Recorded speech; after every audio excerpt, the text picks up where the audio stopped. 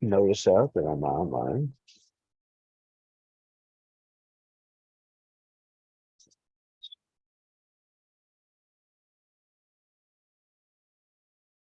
Anyway, check this stuff.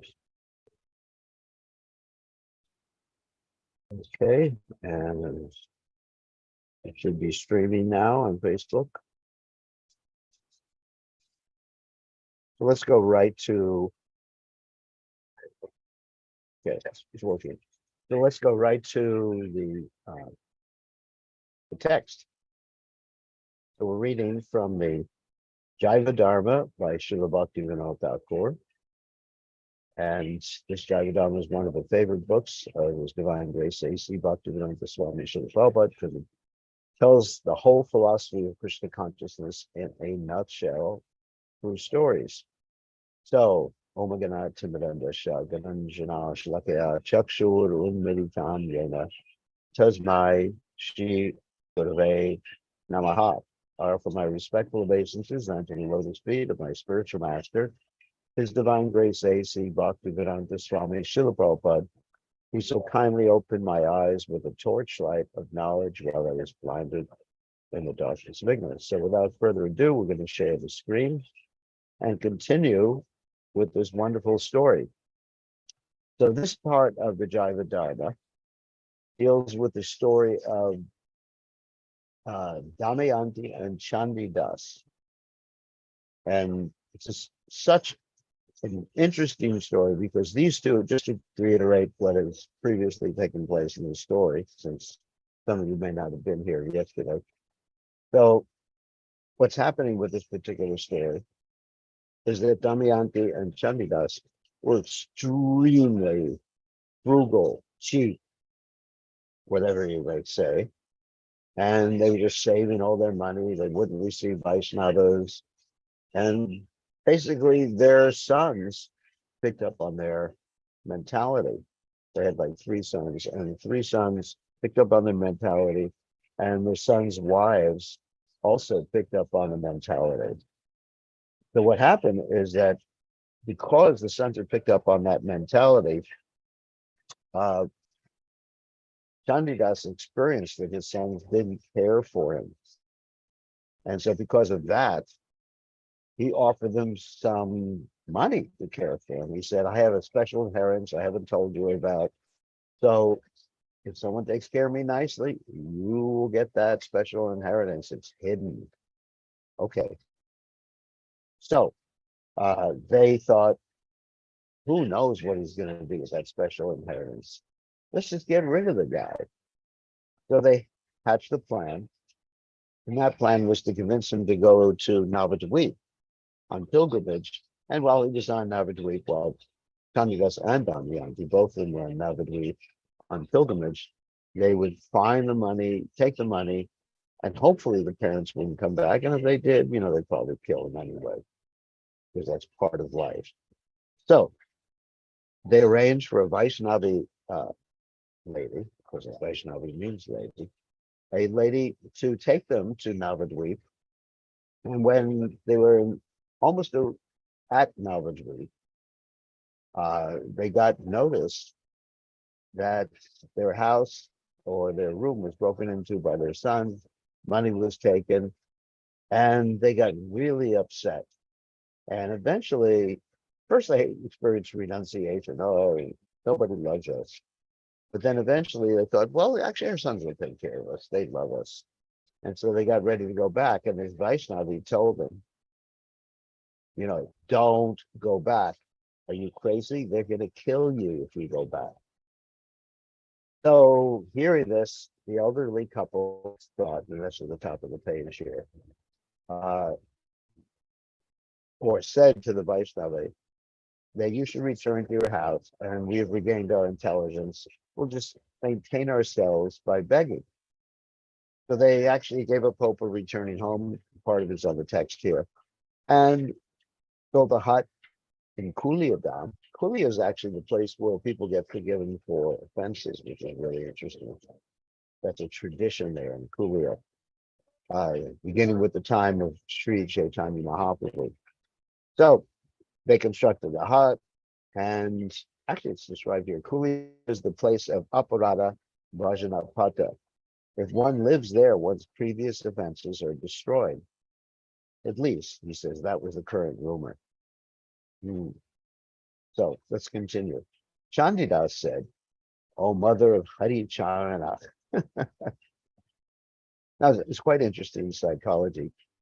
When you're upset or upset with a particular person, and obviously he was upset with Hari Charna, who's one of his sons, uh, he referred to her as the mother of this son, even though she was a nice lady. Damayanti was a really chaste lady, but he was just so focused on his sons. Oh, mother of Harichandra, do not speak any more about the children. Do not think of them anymore, because we committed many offenses. We were born in mercantile families. As a fault of our birth, we became misers and did not serve Vaishnava guests. If we receive some money at this place, we will serve guests. Then our births have become successful. I am thinking of opening a grocery store. Begging 5 coins from local people, I will start this project.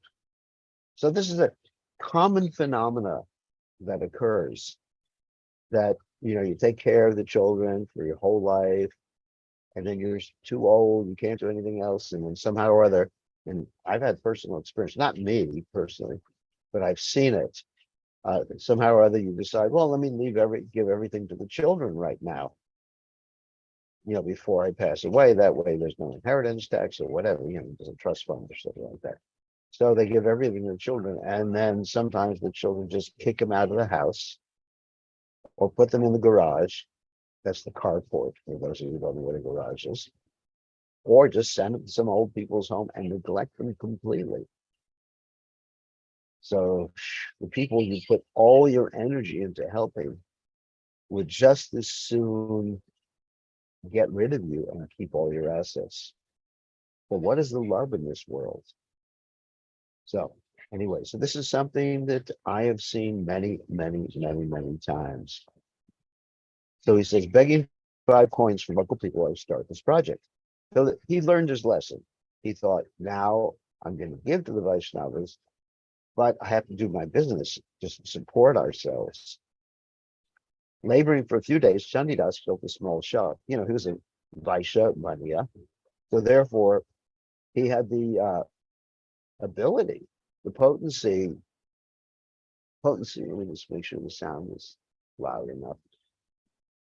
He had the ability, the potency to actually build a shop and make money. So he began to make a little profit daily. After filling their own stomachs, they would serve guests.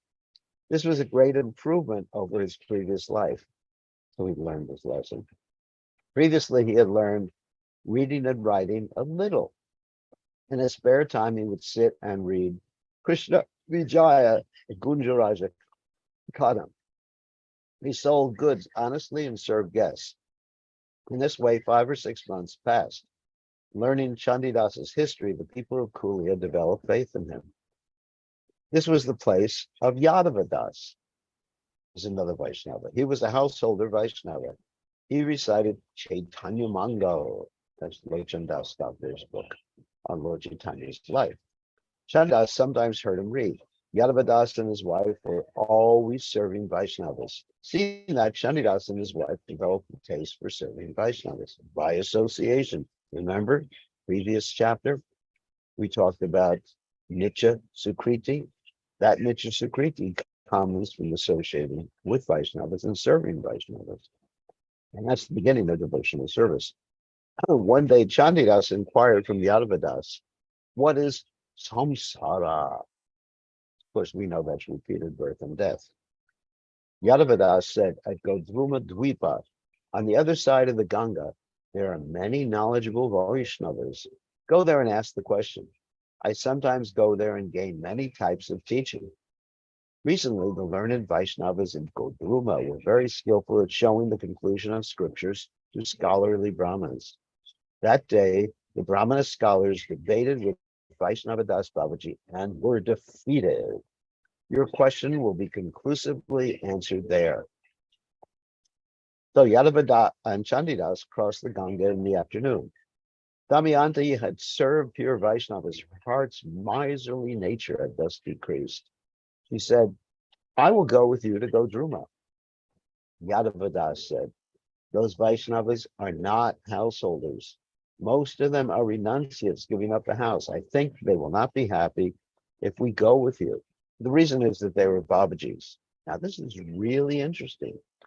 Babajis are not supposed to deal with these male Babajis. I guess the female Babajis, they're called Babajinis. They're not supposed to deal with ladies at all. That is really interesting.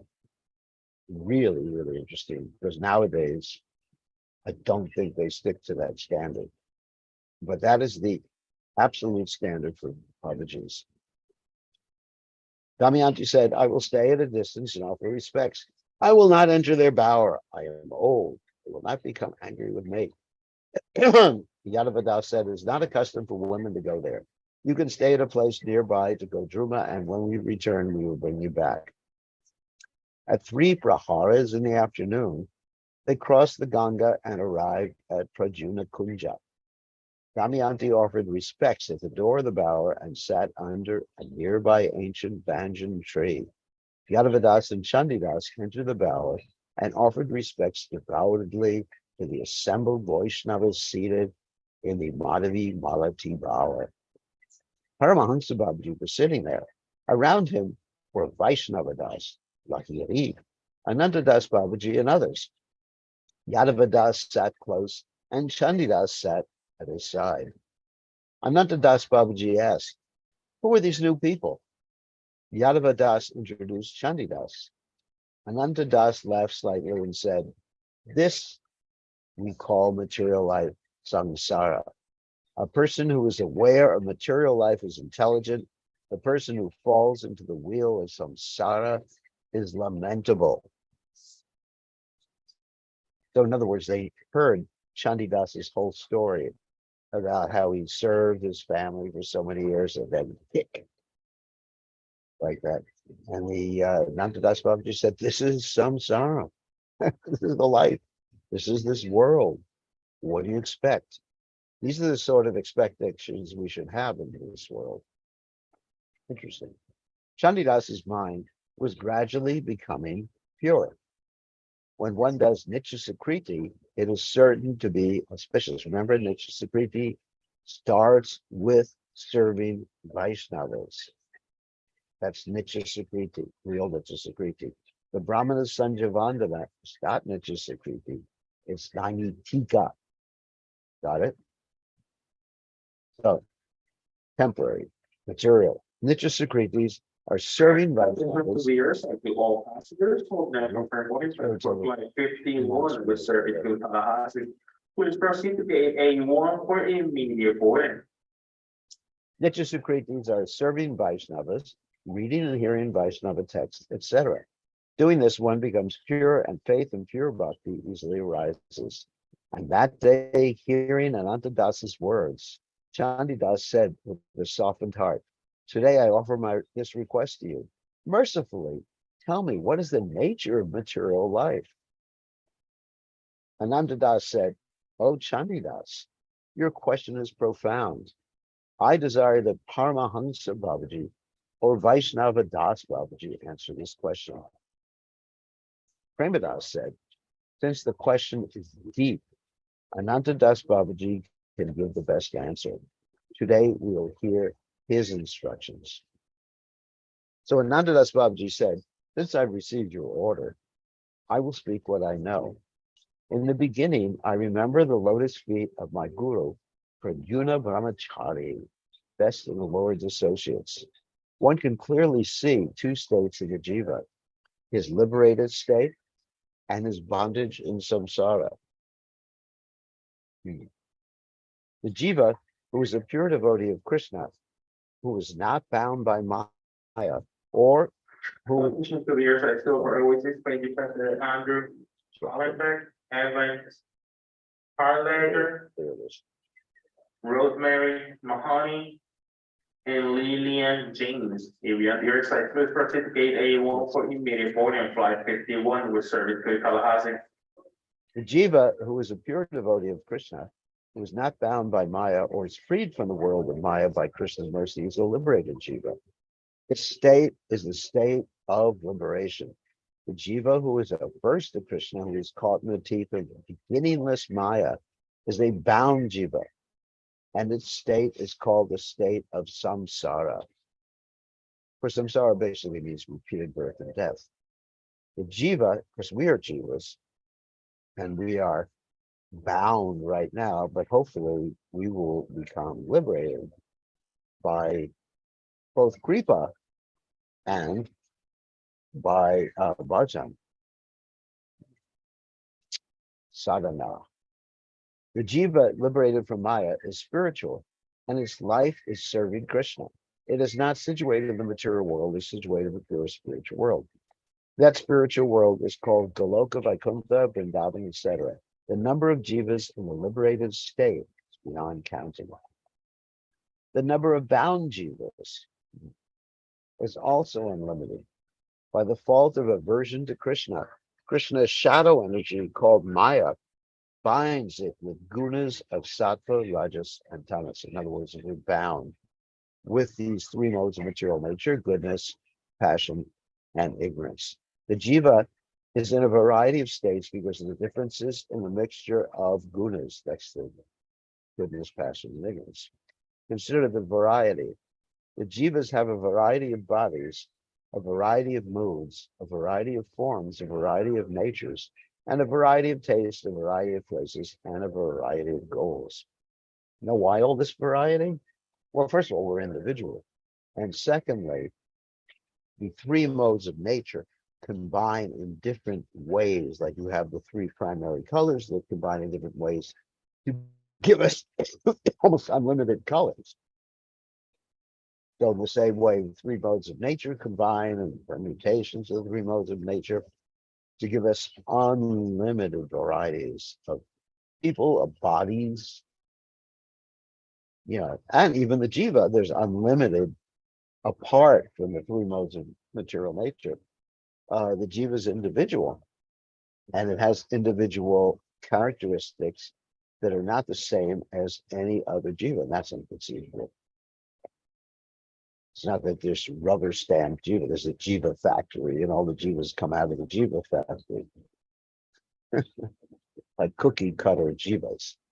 Previous to entering samsara, the jiva takes on a new type of identity. In its pure state, the jiva identifies itself as the servant of Krishna.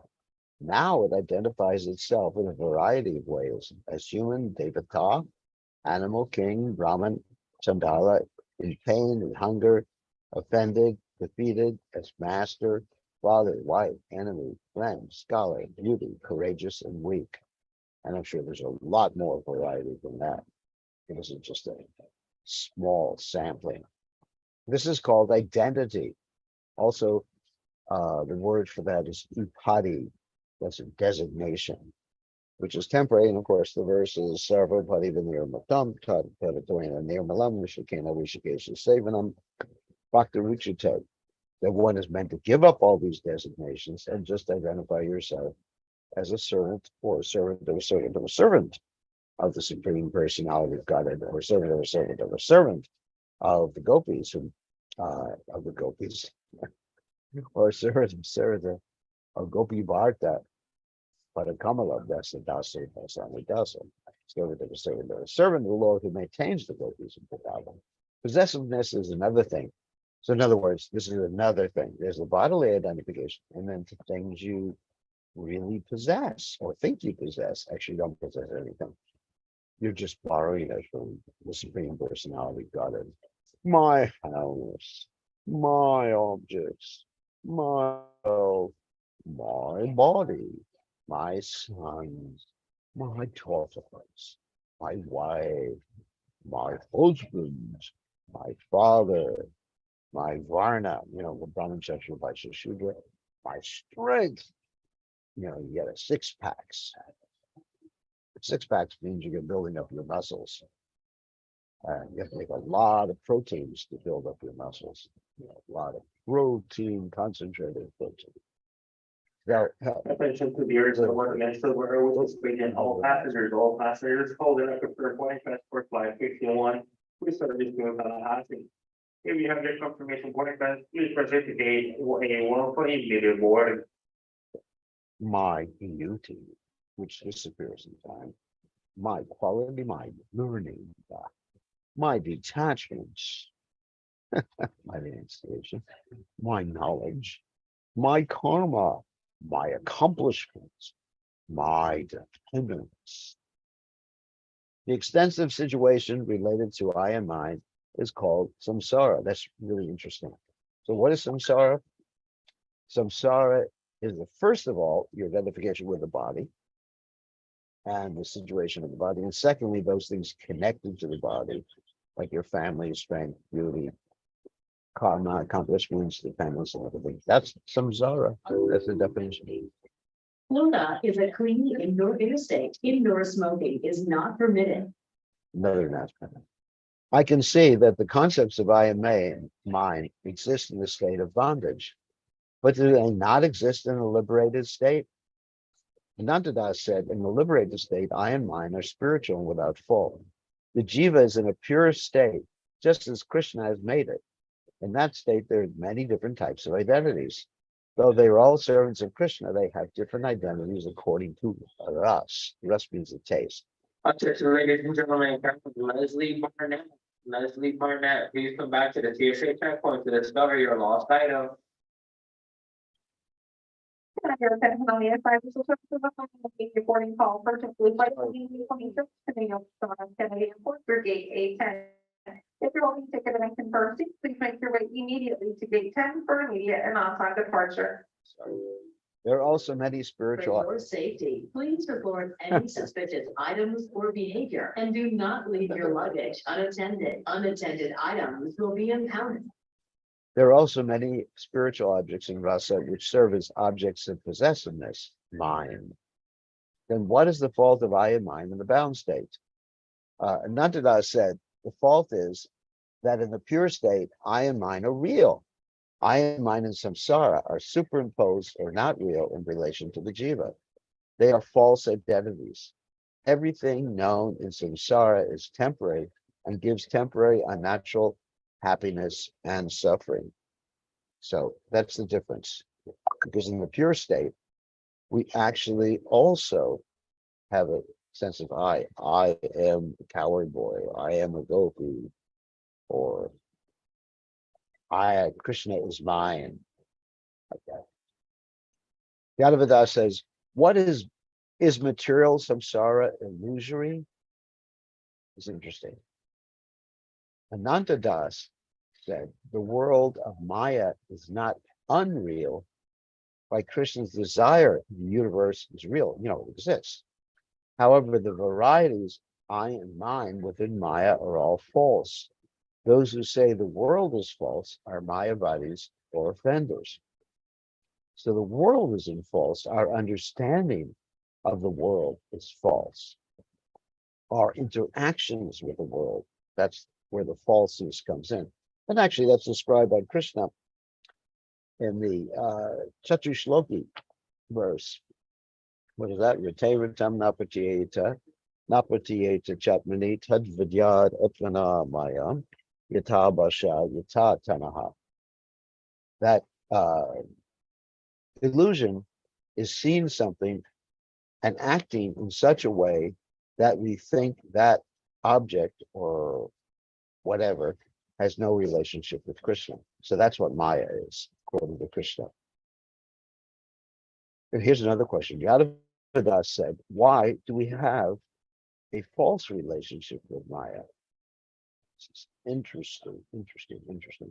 Anantadas said, the jiva is a conscious particle.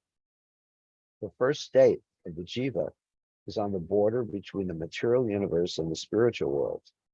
There, the jivas who do not forget their relationship with Krishna attain the strength of the Chit Shakti and have been attracted to the spiritual world. By becoming eternal associates, they begin to enjoy the bliss of serving Krishna. So in other words, even if the jiva is, is fluctuating between the material world and spiritual world, he he remembers his relationship with Krishna somehow. Those who are averse to Krishna desire to enjoy Maya. Maya, by her power, attracted those jivas. So Maya has power, or material Maya has power when we desire to forget Krishna. So the desire to enjoy this world is a direct result produced by our envy of Krishna, or turning our face away from Krishna, as the statement is, Krishna Bhati and Mukha. Maya, by her power, attracted those jivas. From that has arisen our condition of samsara. As soon as the condition of samsara arose, Maya made the jiva lose his true identity and develop a false identity as the enjoyer of Maya. Maya covered us in many ways. So we lose in the sense we forgot. We never. United Flight Oh, 1807 service to Newark is in its final and immediate boarding process. Gate A4, all passengers fully confirmed seating on flight 1807, excuse me, to Newark. You should now be aboard. sorry about that. So, in other words, samsara arises because of our desire, our envy of Krishna, and then we forget our true identity. And actually, we don't lose it, even though it's stated lose. We understand you don't lose it. It's always there in a dormant state, in a state where you haven't realized it, remembered it, whatever. Maya covered us in many ways. Yadavadas says, even if we try, why does not our true nature not arise? Does not our true nature. So there's an English editing. Why does our true nature not arise? So let me just edit that sentence. Even if we do try, why doesn't our true nature arise? There's a double negative here. Why does not our true nature not arise? Why does our true nature not arise? That's right. Why does our true nature not arise? Okay. There are two types of endeavor. Anantadatta said there are two types of endeavor, suitable and unsuitable. By suitable efforts, the false identity is destroyed. By unsuitable efforts, how can there be any success? In other words, there's a way to do it. There's a practical, proper way to destroy the false identity and realize your real identity. Of course, we understand it. Chanting Hare Krishna, serving Vaishnavas, performing the bhakti process, etc. Yadavadas said, please tell me what unsuitable efforts are. He wants to know what to avoid. Anantadatta said, by karma kanda. Karma kanda means the Vedic rituals, like the Brahmins' rituals, by which someone tries to acquire some material opulence. By karma kanda, one purifies the heart, and then taking support of Brahma Jnana, that means knowledge of spirit, one gives up Maya. That attempt is unsuitable. In other words, even if you have spiritual knowledge of Brahman, that really doesn't free you from Maya. Knowledge is not enough. That attempt is unsuitable. By Ashtanga Yoga, one can become spiritual in samadhi, but this is also unsuitable, an unsuitable effort. It's English here. In this way, there are many unsuitable activities.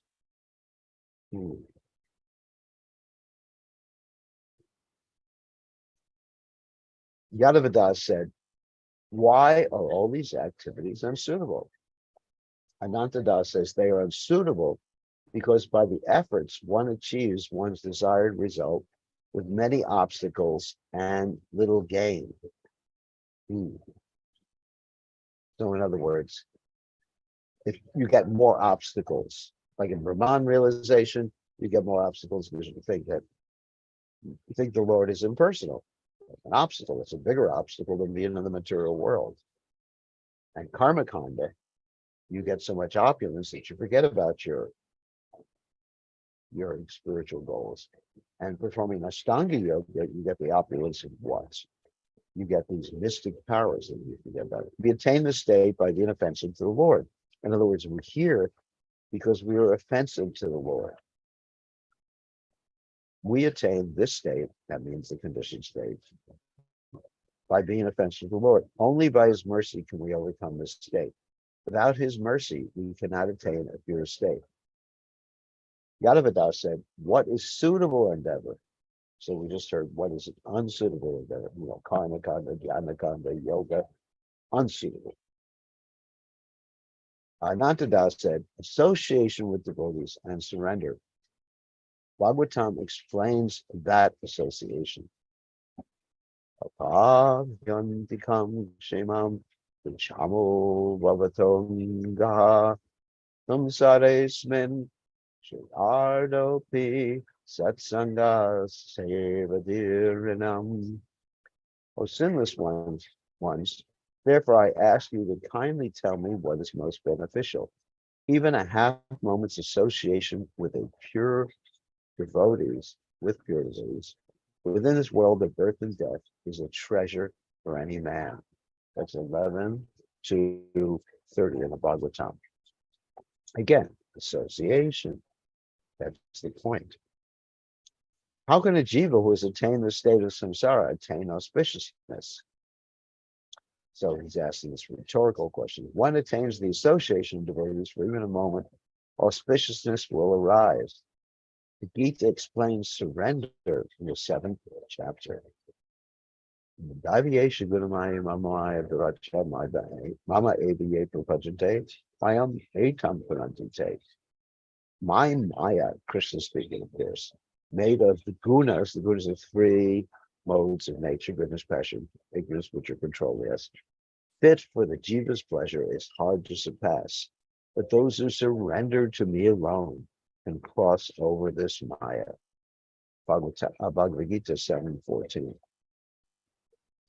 Chandidas said, sir, I cannot understand this topic very well.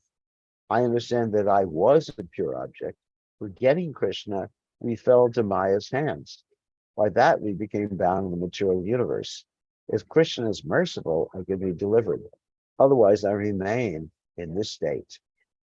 So, that's proper. Forgetting Krishna, we knew Krishna, but we forgot Krishna. We fell into Maya's hands, and by that we became bound in the material universe. And we need Krishna's mercy. So he's asking, this is what I understand so far. He's admitting that his understanding is actually limited. Anantadas said, have faith up to this point. Your teacher Yadavadas can understand all about this topic. You will gradually understand from him. In Prema Vivarta, Jagadananda, a chief associate of Sri Chaitanya Mahaprabhu, says, very interesting statement here. The jiva, describing the nature of the jiva, that's us, we are jivas. Jivas. The jiva is a spiritual particle, and Krishna is the spiritual sun. Eternally, we've heard this comparison made before, the sun, particle, fire, and the spark of the fire. Eternally seeing Krishna, the jiva respects Krishna. Being averse to Krishna, the jiva desires material enjoyment. Maya, situated nearby, holds the jiva in her embrace. As if haunted, the jiva becomes covered in intelligence. Held by Maya illusion, the jiva ends up in this condition. Forgetting that the jiva is the perfect servant of Krishna, it becomes the slave of Maya, wandering about for a long time. Sometimes the jiva is a king, sometimes a citizen, and sometimes a small insect. And that's all of us. I mean, we've had so many births in this world. Most likely, one point, I was a king, or you were a king. Most likely, you were a queen. Most likely, one birth, you were a slave somewhere. Most likely, in one birth, you were a cockroach. And now you have the opportunity to get out of this samsara, this repetition of birth and death. Sometimes the jiva is in Swarga, because that's the heavenly planets. Sometimes a human being, and sometimes in hell. So I'm just gonna check one thing. Sometimes the jiva is a devata, that means demigod. Sometimes a demon, and sometimes a servant, and sometimes a master. Wandering in samsara, repeated birth and death in this manner. The jiva, by association with devotees, understands the truth about itself. Remember, the same statement, association with devotees, because that's favorable association, not offending devotees. Understanding about itself, the jiva no longer wants samsara. Why did I serve Maya? Crying, the jiva says, I am your servant, Krishna. Giving up your feet, I have destroyed everything. In a pitiful voice, the jiva calls Krishna once. Being merciful, Krishna releases him from samsara. So by his once calling, then what happens? The guru comes. That's right. By the mercy of Krishna, one gets guru, and by the mercy of guru, one gets Krishna. The jiva puts Maya behind and looks at Krishna, worshiping Krishna. The jiva tames his lotus feet. Krishna gives it the strength of his chit shakti, of his spiritual potency. Maya becomes weak and cannot attract the jiva. I desire only the name of Krishna in association with devotees. There's nothing else for conquering samsara. Let me just repeat that one sentence. Open secret. I desire only the name of Krishna in association with devotees. There's nothing else for conquering samsara. So Yadavadas says, oh Babaji, the association with devotees that you speak of exists in samsara. They suffer the pains of samsara. How can they deliver other jivas?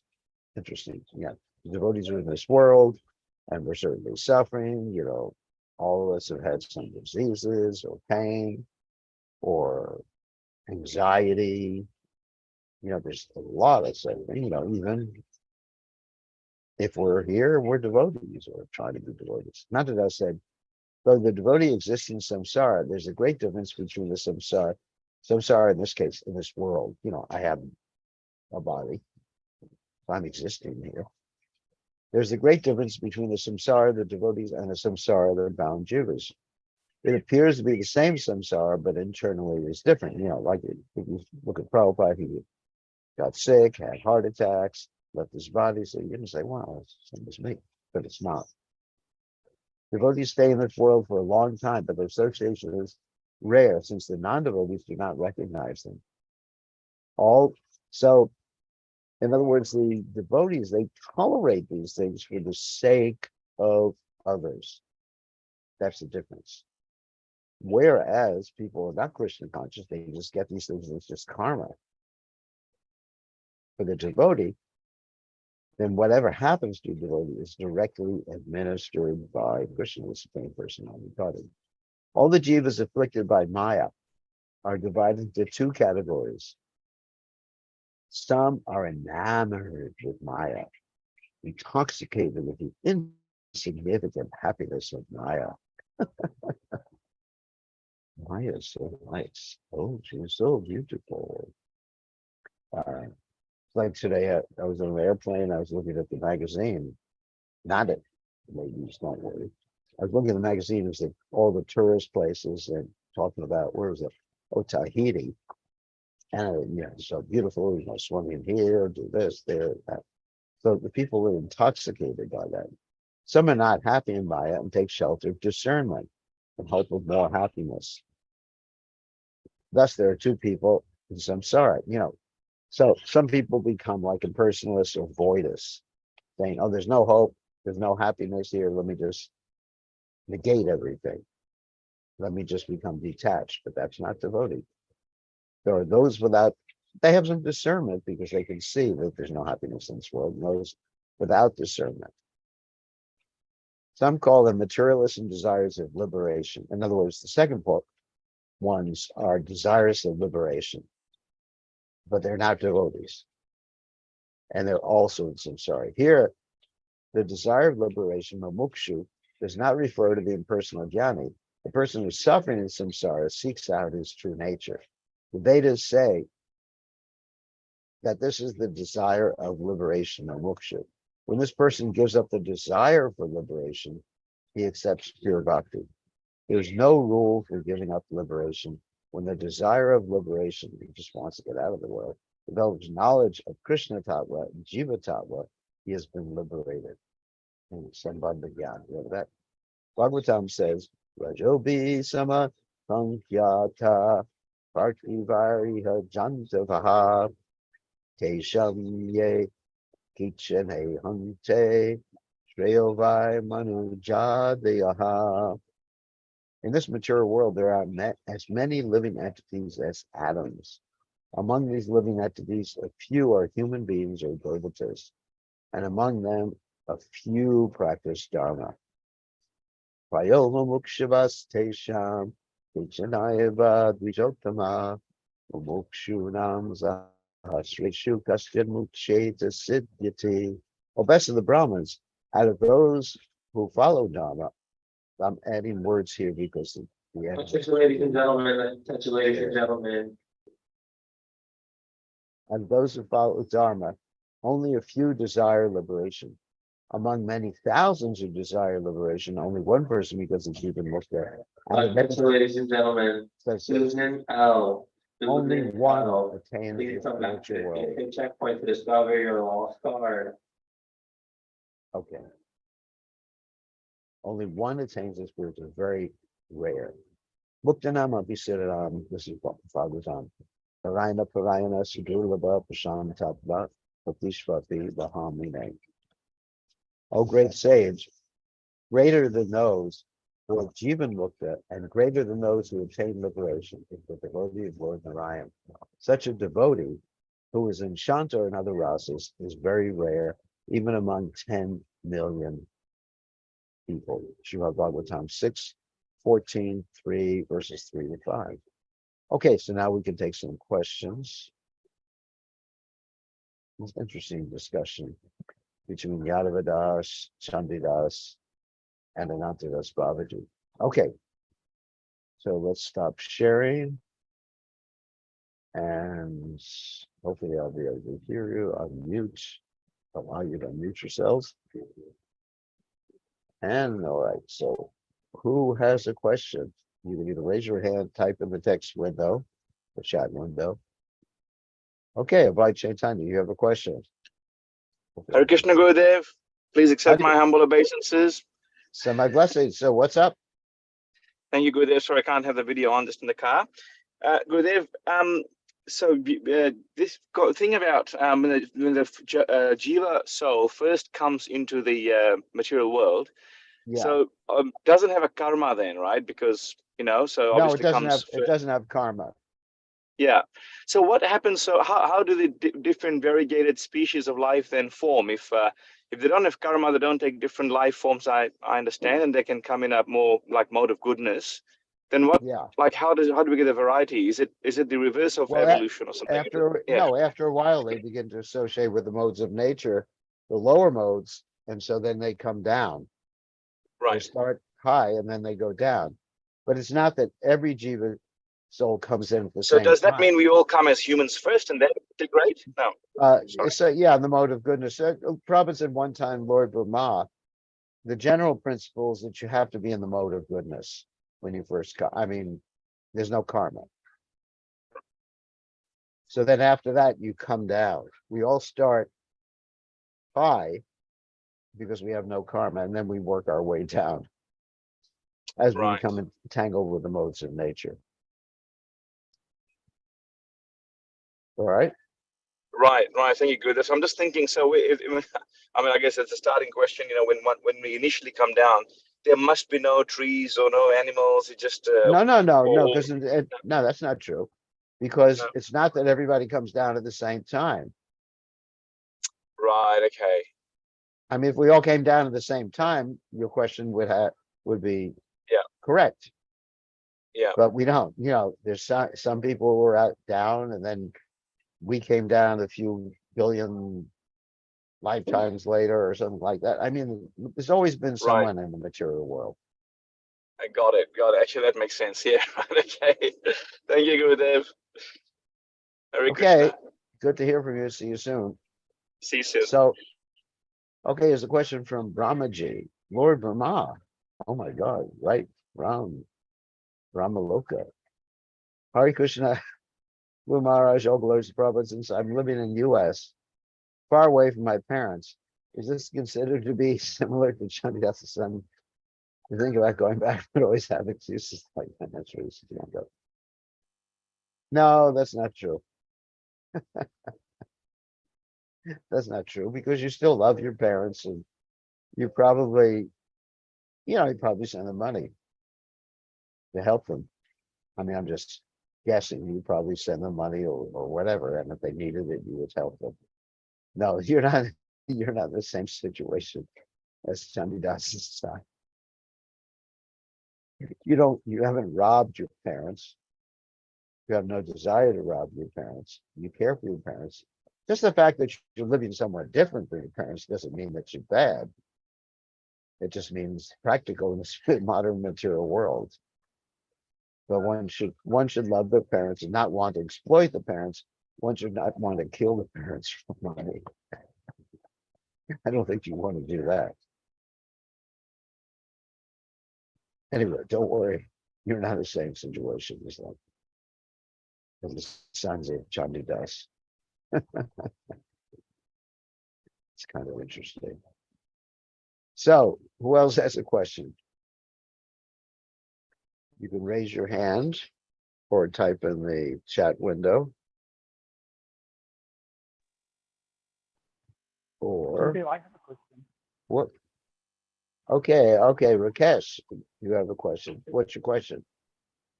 You don't have a karma when you come. I can't hear you. Okay. Neither can anyone else. You got to speak louder into the microphone. I still can't hear you. And I don't think I Yes. just hear no, you have a very bad connection. I'll just say the question. If you can't hear, that's fine then. Yeah, Um, what's the question? The question is like you said, we don't have a karma, but I believe when you come down to this bhuloka, you definitely have a karma. You must have offended Krishna. That's why we came down. So the No, karma you starts the don't moment have you come karma. down. You don't have karma. You don't get karma until you've done something in this world in a human body. You only accrue karma in a human body. You don't accrue karma in any other type of body. Certainly before you come to this material world, you don't accrue karma. You don't have karma. As soon as you come to this world and you're not Krishna conscious, then you can accrue karma. We have envy. Yeah, we have envy. That's a fact. But we don't have karma before we come to this world. So what is the definition of karma then, please? Karma means the resultant reactions. In this case, it means the resultant reactions of your activities. Karma also means work. I mean, you have work, but in this particular context, karma means the results of whatever you did in this world. For every action, there is an equal or opposite reaction. As you sow, you shall reap. So that's karma. Okay, we got another question here. Hare Krishna Maharaj. In line with the first question, how to understand the extinction of the species from Earth in context of varieties of species existing due to desire and mode that Jiva is in. Actually, there's all the species continue to exist. There's no extinction, but they just may be existing on different planets or different places in the universe, not necessarily on the Earth planet. That's how we understand it. Here's another one from Brahmaji. Is Nitya Sukriti, association with pure devotees, or service to pure devotees? They're both Nitya Sukriti. And also hearing from the Bhagavatam from devotees is Nitya Sukriti. Or hearing Krishna Katha, or serving pure devotees is Nitya Sukriti. There's different varieties of Nitya Sukriti. Nitya Sukriti means eternal, beneficial, not necessarily pious, I hate to use that word, but auspicious activities, sukriti. Prakriti, or it's the same root as karma, work. So auspicious work, auspicious work. Hope that made sense. Okay. I think these are good questions. So thank you all for joining us. And I'm sorry for all the interruptions, but we're in an airport and we cannot tell the public announce system to stop while we're here because they're not devotees of the Supreme Personality of Godhead, and they're not interested in hearing Krishna Kata. Okay. Thank you very much. We'll see everybody same time, same station tomorrow. All glories to His divine grace. A.C. Bhaktivedanta Swami. Srila Prabhupada, Ki